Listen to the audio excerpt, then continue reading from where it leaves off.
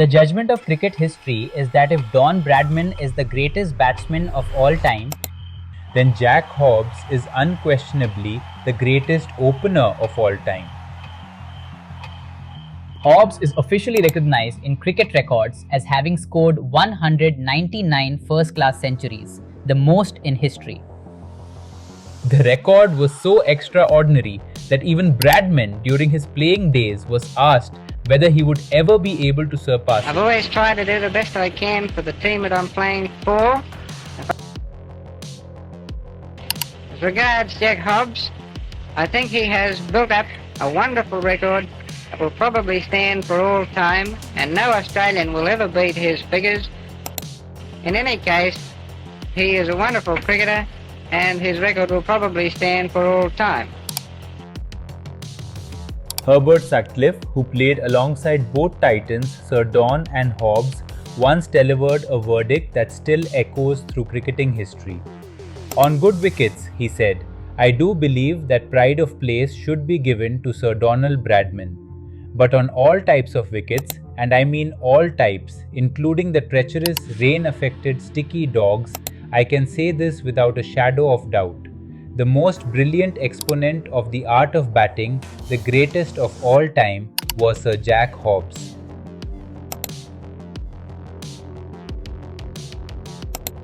So, who walks in alongside Sir Jack Hobbs? Herbert Sutcliffe would be the dream partner. His numbers are extraordinary. In fact, statistically, Sutcliffe actually has the better test record than both Hobbs and Hutton, finishing with an astonishing 60.73 average. But there is another man with an equally compelling claim, Sir Len Hutton. And this is where the debate gets fascinating. Both were masters of difficult conditions. Both possessed extraordinary defensive technique, concentration, and temperament. But those who actually watched the three greats, Hobbs, Sutcliffe, and Hutton, often placed Hobbs and Hutton a fraction ahead of Sutcliffe as batsmen. And Hutton's case becomes even stronger when you consider the attacks he had to face. He came up against Australia's great post-war fast bowlers, Ray Lindwall and Keith Miller, bringing genuine pace, movement, and hostility. Other pairs of fast bowlers might have caused batsmen nightmares, but none can have been more lurid and intense than those conjured up by those sporty Aussie terrors Lindwall and Miller. Hutton wasn't simply surviving these attacks, he was producing some of the finest batting England had ever seen against them. And technically, Hutton was something special. His batting was built on extraordinary balance, precision, and a defense that was almost impossible to penetrate. Wisden described him, alongside Hobbs, as one of the two most accomplished professional batsmen to have played for England. I never saw anyone with a better technique than Len Hutton, better batting technique.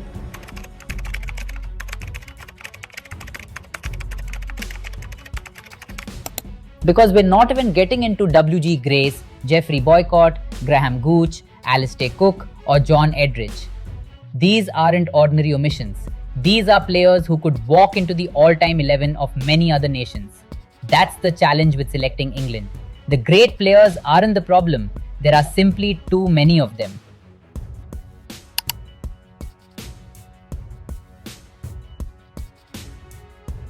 At number 3, cricket history's enduring enigma, Walter Hammond. Hammond's career ran roughly parallel with that of Bradman, and nearly every record Hammond set was bettered by Bradman. It is, though, a mark of Hammond's greatness that only a batsman of Bradman's quality could emulate and surpass his performances. Hammond's numbers are exceptional by any normal standard. It is only Bradman's immortality that makes them look ordinary. Here's an incredible Wally Hammond story, as told by legendary broadcaster Mark Nicholas. I reckon if you put the two Richards together, Barry Richards and Viv Richards, you'd have the perfect batsman. And about 20 minutes later, E.W. Swanton, the great doyen of English cricket writing and broadcasting, tapped me on the shoulder and said, "Let me tell you, dear boy, I saw Hammond, and Hammond has them both in a corner." But now comes the real challenge. Numbers 4 and 5 are probably the most difficult selections in this entire 11. Because look at the names competing for those two positions: Denis Compton, Ken Barrington, Joe Root, Kevin Pietersen, Peter May, Ted Dexter, David Gower, Colin Cowdrey, and even among the names I've just mentioned, I'm leaving out genuine England legends. This is where selecting an all-time 11 stops being about finding great players and starts becoming about deciding which great players you simply cannot leave out. In the past, I gravitated toward Kevin Pietersen, my favorite English batter, for his sheer flamboyance. But eventually, achievement becomes impossible to overlook. The modern-day run machine, Joe Root, has now achieved more than enough. With his accumulated runs, centuries, longevity, and performances across all conditions, he has firmly cemented his place in England's all-time batting greats. At number 5, I wanted someone completely different. Ken Barrington. Barrington was not selected because he was the most naturally gifted batsman on this list. He was selected because he was one of England's greatest problem solvers. When conditions were difficult, when the opposition attack was hostile, when England needed someone to bat time, Barrington delivered. He was the master of away conditions, and that adaptability is enormously valuable in an all-time 11. So Hammond, Root, and Barrington give me three very different types of batsmen. Hammond for dominance, Root for consistency and adaptability, Barrington for resilience. While England has produced an extraordinary lineage of all-rounders, from historical giants like Wilfred Rhodes and Frank Woolley, to underrated titans like Trevor Bailey and Tony Greig, and modern match winners like Andrew Flintoff and Ben Stokes, none quite match the sheer impact, charisma, and all-round brilliance of Sir Ian Botham. Dominant and domineering, Ian Botham was not merely England's leading cricketer of the 1980s, but also its biggest sporting personality. In an era when footballers were generally more discreet, Botham commanded endless newspaper headlines. His batting was built on sound principles and phenomenal strength. His bowling, towards the end of his career, seemed to have become more a case of run in and hope, yet batsmen remained intimidated by the reputation he had built early in his career, right to the very end. While England's history is rich with legendary glovemen, from the technical perfection of Jack Russell to the raw athleticism of Godfrey Evans, building an all-time 11 requires absolute balance. When it comes to world-class standing-up glove work combined with clutch, counter-attacking runs down the order, the crown belongs to Alan Knott. As a batsman, he learned to put a high price on his wicket, and in only his fourth test at Georgetown in 1967-68, he made 73 not out in 4 hours and helped Colin Cowdrey save the series. He could attack or defend with equal skill as the position of the match demanded. With 5 test hundreds to his name, he was a genuine all-round wicketkeeper. While a strict cutoff of 125 test wickets usually excludes early pioneers like George Lohmann, but Sydney Barnes is the ultimate exception, taking 189 wickets in just 27 tests at a mind-blowing average of 16.43. Consistently voted the greatest of his generation by both English and Australian rivals, Clem Hill admitted that even on a perfect track, Barnes could swing it late both ways and turn it off the seam.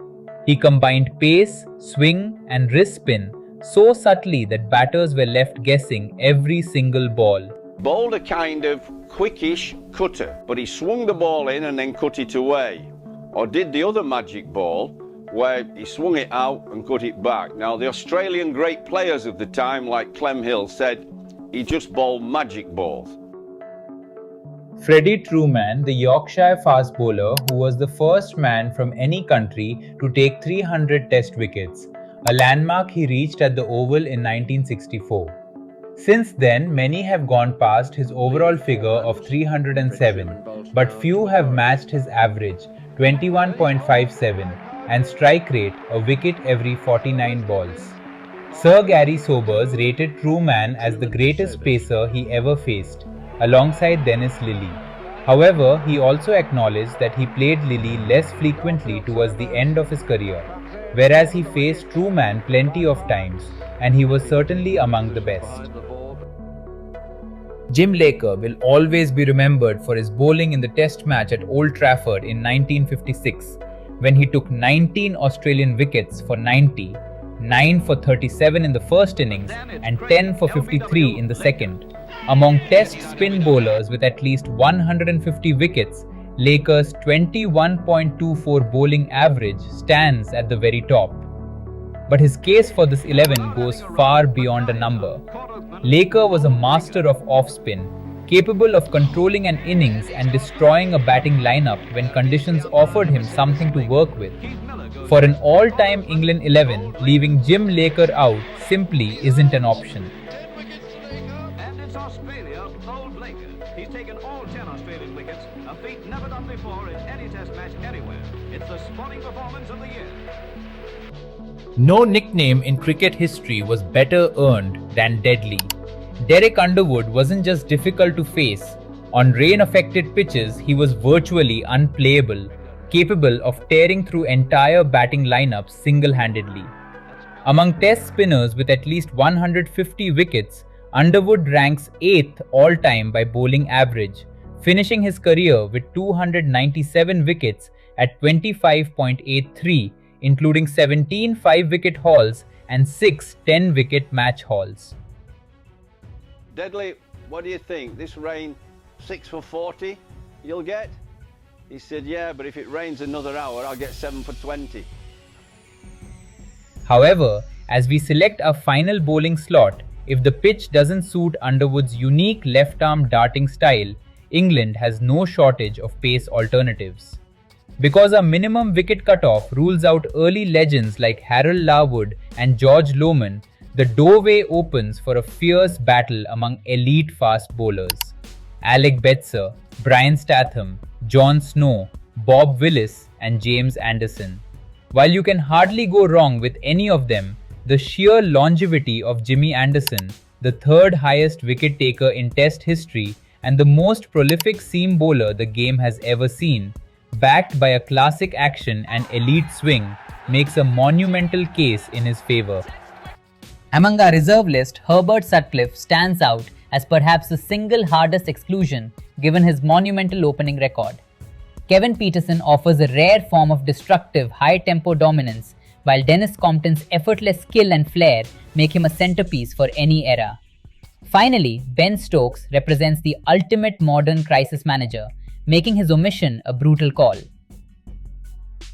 This brings us to the defining debate.